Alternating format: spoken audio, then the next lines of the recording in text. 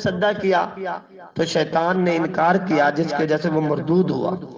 پھر جنت میں آدم اور حوا علیہ السلام کو شیطان کا بہکانا، پھر انسان کو خلافت ارض کا عطا ہونا، یہ اس میں یہ واقعہ بیان ہوا ہے۔ پھر اس میں احوال بنی اسرائیل کے احوال کا تذکرہ ہے۔ اس میں مختصر یہ ہے کہ انہوں نے اللہ تعالیٰ کی نعمت کی ناشکری کی، اس سے ہم نے بچنا ہے۔ اس ناشکری کی وجہ سے ان پر جو ہے اللہ تعالیٰ کی کیا ہوئی؟ لعنت ہوئی۔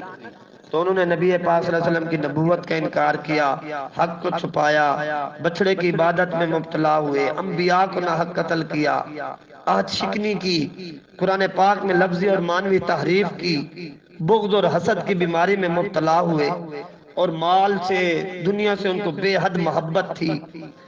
تو اللہ تعالیٰ کے مقرب جو فرشتے ہیں جبریل، ان سے بھی دشمنی رکھتے تھے، اور برے اعمال کے باوجود بھی وہ یہ دعویٰ کرتے تھے کہ جنت میں صرف یہودی جائیں گے۔ یہ بات عیسائی بھی کرتے تھے۔ یہ ان کی بری صفات ہیں، اللہ تعالیٰ ہماری ان سے حفاظت فرمائے۔ پھر یہاں یہ بھی گائے کا ذبح کرنے کا واقعہ بھی بیان ہوا، اور قاتل معلوم کرنے کا بڑا عجیب طریقہ اللہ تعالیٰ نے بتایا کہ بنی اسرائیل میں ایک شخص قتل ہو گیا تھا، قاتل نہیں ملتا تھا، تو یہودیوں نے حضرت موسیٰ علیہ السلام سے درخواست کی کہ اللہ تعالیٰ سے دعا کریں میں قاتل کا پتہ بتا دے۔ تو اللہ تعالیٰ نے حکم دیا کہ گائے ذبح کرو، اور ذبح شدہ جو گائے ہے نا، اس کے گوشت کا ٹکڑا مقتول کے، جس کو مارا گیا ہے، جسم کے ساتھ لگاؤ، وہ زندہ ہو کر قاتل کا نام خود ہی بتا دے گا۔ اس سے قاتل کی نشاندہی ہو جائے گی۔ اب گائے کو ذبح کرنے میں کیا حکمتیں تھیں؟ گائے ذبح کیوں کروائی؟ اس سے کیا بتانا تھا؟ اصل میں یہود کا ایک طبقہ تھا جو باس بادل موت کا منکر تھا، موت کے بعد، مرنے کے بعد زندہ ہونا۔ تو وہ مقتول زندہ ہوا تو وہ عقیدہ ان کے لیے کیا ہو گیا؟ واضح ہو گیا۔ اور پھر گائے کو، یہ تو ہوا نا مقتول زندہ ہو گیا، اس سے ان عقیدہ واضح ہو گیا۔ گائے کو ذبح کرنے میں یہ حکمت تھی کہ کیونکہ یہودی بچڑے کی پوجا میں لگ گئے تھے، تو اللہ نے کہا اس کو ذبح کرو تاکہ تمہارے دل سے جو ہے گائے کی جو محبت اور عقیدت ہے وہ کھرچ جائے، وہ نکل جائے اور اس کا رد ہو۔ پھر اس کے ساتھ ساتھ حضرت ابراہیم علیہ السلام کا قصہ بیان ہوا۔ حضرت ابراہیم علیہ السلام نے اپنے بیٹے کو ساتھ ملا کر خانہ کعبہ کی تعمیر کی۔ اب خانہ کعبہ کی تعمیر کر کے انہوں نے اللہ تعالیٰ سے پھر قبولیت کی دعا مانگی۔ اس رمضان المبارک میں اور آج کی بھی محفل میں اور یہاں آنے کا بھی یہ مقصد بنا ہے کہ ہم نے اپنے آپ کو اللہ تعالیٰ سے کیا کروانا ہے؟ قبول کروانا۔ ہم نے اپنے آپ کو اللہ تعالیٰ سے کیا کروانا ہے؟ قبول کروانا ہے۔ دیکھیں، بیت جو کام کر رہے ہیں وہ ہے بیت اللہ، بنانے والا ہے ابراہیم خلیل اللہ، ساتھ بنوانے والا ہے اسماعیل ذبیح اللہ۔ کام جو کر رہے ہیں وہ کام بھی عالی ہے، اللہ کا گھر ہے، بنانے والے بھی دونوں نبی ہیں، لیکن پھر بھی دعا کیا مانگ رہے ہیں؟ ربنا تقبل منا، کہ اے ہمارا رب ہم سے اس کو کیا کر لے؟ قبول فرما لے۔ تو قبولیت کروانی ہے۔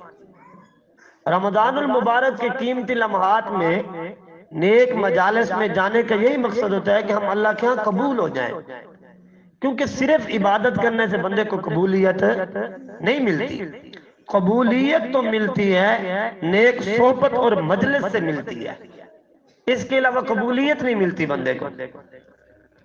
چنانچہ حضرت مولانا مفتی شفیع صاحب رحمۃ اللہ علیہ فرماتے ہیں کہ میں نے ایک مرتبہ اپنے شیخ حضرت مولانا اشرف علی تھانوی رحمۃ اللہ علیہ سے عرض کیا کہ حضرت یہ جو شعراء ہیں نا، شعراء شاعر، یہ بڑا مبالغہ کرتے ہیں۔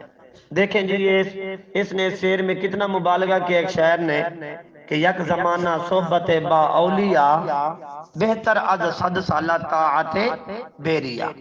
کہ کسی اللہ والے کی ایک زمانے ایک لمحے کی صحبت جو ہے وہ 100 سال کی بغیر ریا والی عبادت سے بھی کیا ہے بہتر ہے۔ تو 100 سال عبادت وہ بھی بغیر ریا کے، اور ادھر ایک لمحہ کسی اللہ والے کی صحبت میں بیٹھ جانا، وہ ایک لمحہ کیسے بہتر ہو سکتا ہے؟ تو حضرت مولانا اشرف علی تھانوی رحمۃ اللہ علیہ نے فرمایا کہ اس شعر کو میں پڑھوں؟ تو انہوں نے مفتی صاحب نے کہا آپ پڑھیں۔ تو انہوں نے فرمایا یک زمانہ صحبت با اولیاء بہتر از لکھ سالہ طاعت بیریا۔ وہاں صد تھا نا تو صد کی بجائے لکھ کر دیا۔ تو مفتی شفیع صاحب رحمۃ اللہ علیہ فرماتے ہیں میں نے عرض کیا حضرت 100 سال تو سمجھ نہیں آ رہے تھے، آپ نے معاملہ اور مشکل بنا دیا، لاکھ سال بنا دیا۔ فرمایا اب اس کو سمجھو کہ 100 سال تک بھی کوئی عبادت کرتا رہے، لاکھ سال تک بھی کوئی عبادت کرتا رہے تو قبولیت کی گارنٹی نہیں۔